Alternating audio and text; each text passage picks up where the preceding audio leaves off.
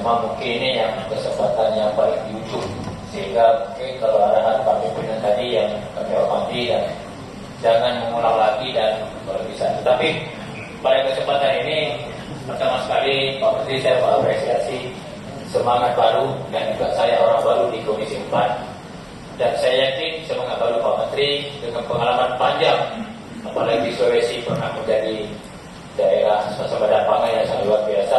Saya yakin di bawah kementerian Bapak Pertanian Indonesia akan lebih baik. Kalau tadi teman-teman hampir semua bersepakat berbicara data, memperbaiki data, tetapi saya bukan ingin mengulangi, mohon maaf Pak Ketua, tapi pada kesempatan ini saya meminta bukan perbaikan data, pembetulan data, pembenaran data.